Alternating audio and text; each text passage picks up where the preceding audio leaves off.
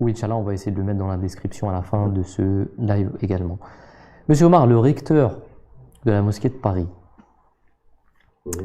récemment, il a dit qu'il était d'accord, enfin, il était vraisemblablement, je ne sais pas ce qu'il a dit exactement, mais vraisemblablement, il était d'accord avec la promotion de cet art de Charlie Hebdo. Est-ce que c'est de l'art pour vous? Là, on l'a démontré clairement. D'accord, donc ce n'est pas de l'art. C'est Okay. pas de l'art. Qu'est-ce que l'art? Qu'est-ce que l'art? Wow, vous me posez ça à 15 minutes de la fin du live. Comment est-ce que... Vous me posez une Non, mais en question tant que musulman, philosophique, là. monsieur Omar, comment est-ce que le musulman doit voir l'art? Alors, moi, ce que j'ai compris de ce débat aussi, puisque vous l'avez cité tout à l'heure, c'est que l'islam aussi fait une promotion, dans une certaine mesure aussi, de l'imagination du musulman. Quand on ne voit pas Dieu, quand on ne voit pas le prophète sallallahu alayhi wa sallam, on ne peut qu'imaginer en réalité, ou en tout cas, on fait travailler cet imaginaire. On est d'accord avec ça. Est-ce qu'on peut l'exposer, cet imaginaire, à l'écrit? Est-ce qu'on peut le peindre? Est-ce qu'on peut l'exprimer d'une certaine manière? Comment est-ce qu'on peut l'exprimer? L'art, maintenant, pour répondre à votre question concernant l'art, on sait que les musulmans sont reconnus comme étant des calligraphes hors pair. Les architectures des mosquées aussi ont influencé aussi la construction pendant plusieurs siècles d'autres édifices. Donc l'art, c'est quelque chose que l'islam ne décourage pas. Ensuite, comme l'a expliqué brillamment Sajid Saheb, la question justement de la représentation du saint prophète sallallahu alayhi wa sallam, c'est une question de déférence, c'est une question de respect. Aujourd'hui, si on va faire de l'art, on va pas faire de l'art en peignant le saint prophète Mohammed sallallahu alayhi wa sallam alors qu'il nous l'a demandé de ne pas le faire. Parce que comme je vous l'ai dit encore une fois, l'unicité divine et la croyance en l'invisible fait partie intégrante de la foi du croyant. Et ce n'est pas contraire à l'art, mais c'est une limite, on va dire, dans ce que peut être un art islamique. Les goûts et les couleurs sont dans la nature, ça les gens ne veulent pas comprendre. On n'est pas forcé d'être uniforme, de tous se ressembler. Et on peut vivre comme ça en respectant chacune des limites des uns et des autres. C'est comme ça qu'il y a un véritable brassage ethnique fait dans le respect et qu'on peut véritablement s'enrichir. Si moi aujourd'hui je suis votre ami et que vous êtes mon ami, vous allez respecter la limite que je vais fixer pour pas justement transgresser notre amitié.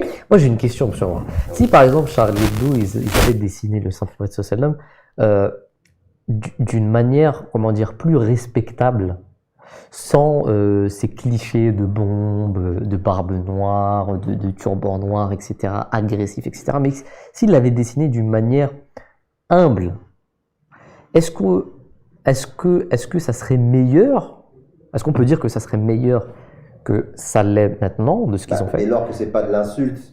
Dès lors que c'est pas de l'insulte, qu'est-ce qu'il y a à redire? Puisque même ces gens-là, ils vous diront que dans l'histoire de l'islam, il y a des musulmans qui ont représenté le prophète de Dieu, Muhammad sallam.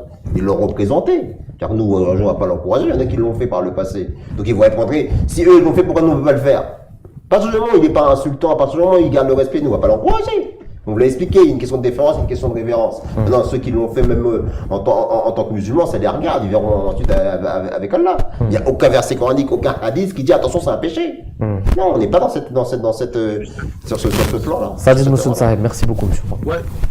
Juste une dernière chose que j'aimerais mentionner au sujet de la représentation. Potentiellement, il est possible que ça a été fait, que ça a été découragé en islam, pour une raison bien particulière. Il y a un verset du Saint-Coran qui dit que nous avons créé d'un mâle et d'une femelle et nous avons fait de vous des clans et des tribus afin que vous puissiez vous reconnaître. Inna akramakum indallahi atqakum. Que celui qui est le meilleur d'entre vous aux yeux d'Allah est celui qui est le plus vertueux. Donc, ce que prône l'islam ici, en décourageant la représentation potentiellement, c'est pour créer une société ou pour favoriser une tournure d'esprit où l'homme et la femme soient reconnus strictement en raison de ce qu'il fait, en raison de sa vertu, en fonction de ses accomplissements intellectuels, moraux et spirituels, et d'enlever la beauté, l'apparence de toute cette panoplie de choses qui visent à jauger la valeur d'un homme. Donc moi je pense que c'est potentiellement pour cette raison que que Allah dit dans le Saint-Coran, ou que l'islam en fait encourage aux musulmans et aux gens en général, si vous voulez connaître Mohammed, vous savez, l'apparence, ça ne dit pas beaucoup. On dit toujours l'apparence est trompeuse, n'est-ce pas? Donc, si vous voulez vraiment connaître Mohammed sallallahu alayhi wa sallam, ce n'est pas par le biais de dessins, de statues, c'est en lisant la Sira, c'est en lisant le Saint-Coran, c'est en écoutant ce que les musulmans disent de lui, c'est de cette manière que vous allez connaître le Saint-Prophète sallallahu alayhi wa sallam. Et aussi, j'ajoute, en pratiquant aussi ce qu'il a mis en place, son enseignement.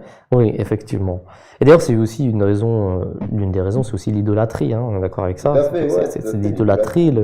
Et d'ailleurs, on le voit bien avec les chrétiens. Le christianisme. Jésus. Et justement, ça a été, on sait très bien que la représentation de Jésus, elle a été faite à dessein, elle a été instrumentalisée pendant l'esclavage. On a dit, regardez, votre Dieu, il est blanc et vous êtes noir, donc vous devez vous soumettre à un Dieu blanc. Donc cette chose-là, elle a été évitée avec le... Déjà, il y en a même qui sont là en train de dire que les Arabes ont fait autant pire comme esclavage que les chrétiens. Donc si maintenant on avait représenté ça pour ça, ils auraient dit, bah regardez, lui aussi, il est... effectivement. Il y a aussi une sagesse derrière. Jazakallah, merci beaucoup Monsieur Omar Ahmed Saheb pour toutes ces réponses qui étaient très pertinentes. Monsieur Sajid Muslim Saheb qui aujourd'hui était très chaud, je ne sais pas ce qu'il avait mangé, mais en tout cas c'était vraiment très intéressant. Merci beaucoup Sajid Muslim Saheb de nous avoir rejoint du Canada. On sait que